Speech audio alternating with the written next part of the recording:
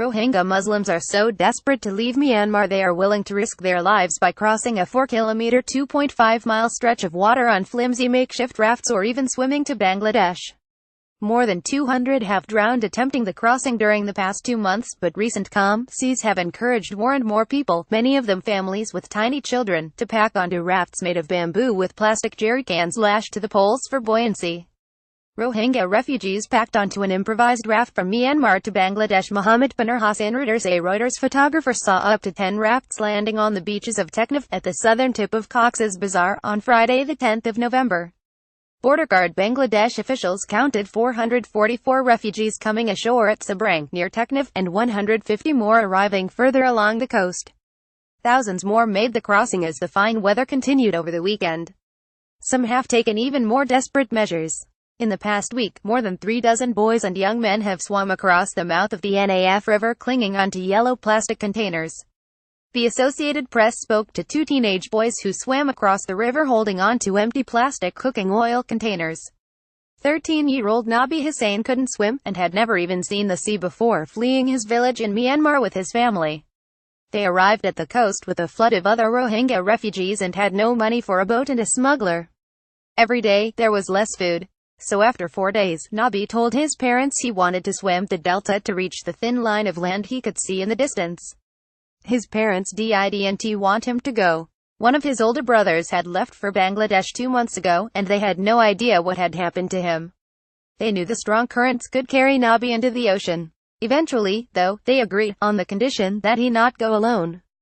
So Nabi joined a group of 23 other young men who strapped cooking oil containers to their chests as floats, and stepped into the water just as the current started to shift toward Bangladesh. The men stayed in groups of 3, tied together with ropes. Nabi was in the middle, because he was young and didn't know how to swim.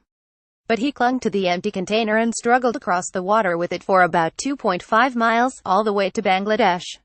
"I was so scared of dying," he said. "I thought it was going to be my last day." Just after sunset, the group reached Shahpurir Dwip, exhausted, hungry and dehydrated. Nabi is now alone, one of an estimated 40,000 unaccompanied Rohingya Muslim children living in Bangladesh. His parents don't know he is alive. Although Rohingya Muslims have lived in Myanmar for decades, the country's Buddhist majority still sees them as invaders from Bangladesh. The government denies them basic rights, and the United Nations has called them the most persecuted minority in the world. And then came the military crackdown. "We had a lot of suffering, so we thought drowning in the water was a better option," said Kamal Hussain, 18, who also swam to Bangladesh with an oil container.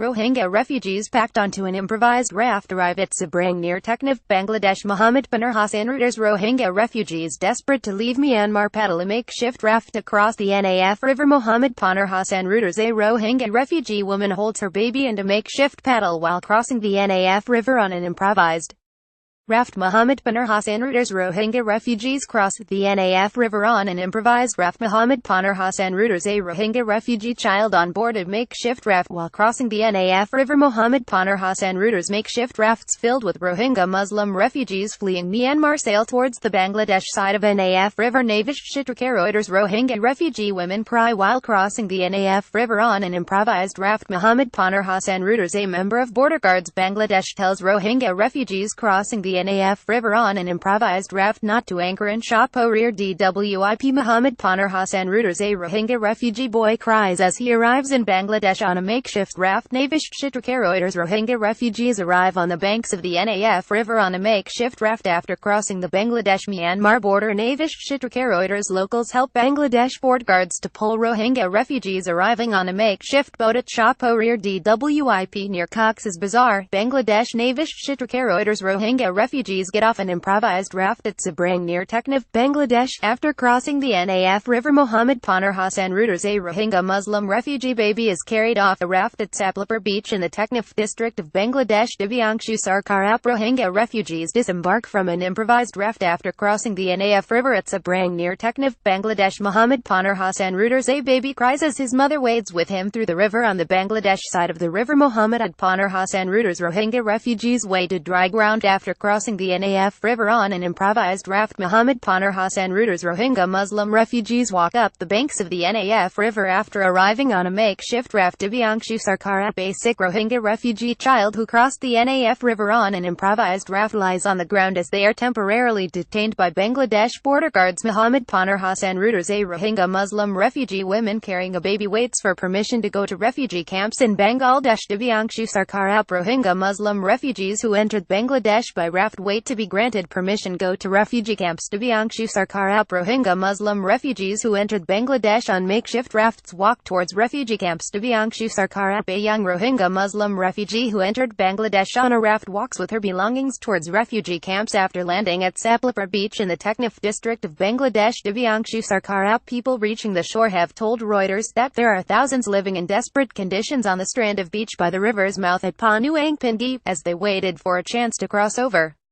Dil Mohammed, 30, from Buthadong, one of the Rakhine regions that bore the brunt of the military operation, finally made it across with his wife and 3 children after weeks of living on the sand because he could not afford to pay a boatman. Having kept northern parts of Rakhine State virtually off-limits since it launched a counter-insurgency operation there in late August, Myanmar's military made a rare show of openness on Sunday the 12th of November by taking foreign journalists to see one of the beaches from which Rohingya are trying to escape. Around 1,000 Rohingya Muslims are camped on an exposed, sun-baked beach on the Bay of Bengal waiting for a boat to carry them to sanctuary in Bangladesh. The beach at Alavan Kiao, some 5 kilometers south of the mouth of the Naf River, is a kind of purgatory for the Rohingya. Muhammad Idnu, a 19-year-old laborer, sold his house and belongings, but he and his family have spent everything surviving for the past 2 months and have no money to pay the $50 a head that boatmen are demanding to take them to Bangladesh. I don't want to go back to my village because there is nothing for us, Idnu told Reuters. We cannot survive. Some have been stuck there for over a month, sweltering under the plastic sheeting used to make tents and existing on handouts proved by the Myanmar Red Cross Society. Others came just a few days ago, a sign that the flight of the Rohingya to Bangladesh is far from over. The International Rescue Committee (IRC) reckons that 2/3 of the 300,000 Rohingya still in Myanmar could leave in the next couple of months.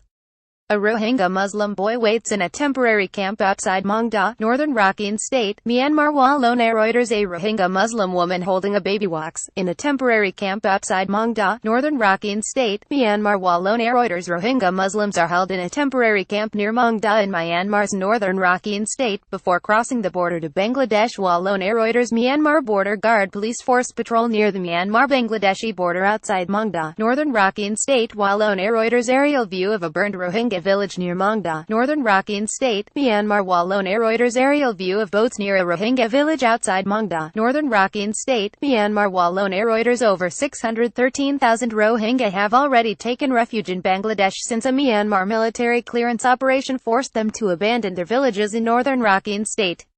Many have recounted horror stories of rape and murder.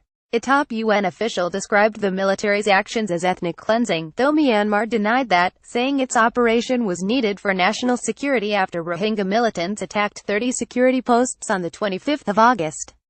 The IRC has warned of the extremely dangerous health conditions for the hundreds of thousands of Rohingya living in camps around Cox's Bazar in Bangladesh. A nutrition survey led by its partner Action Contra La Fame found that 40,000 Rohingya children face malnutrition and require life-saving assistance. Agencies reported that 2/3 of Cox's Bazar's water is contaminated with feces. The conditions we are seeing in Cox's Bazar create a perfect storm for a public health crisis on an unimaginable scale, said Kat Matheny, the IRC's emergency response director in Cox's Bazar. The situation will only deteriorate with more arrivals and a greater strain on already overstretched resources.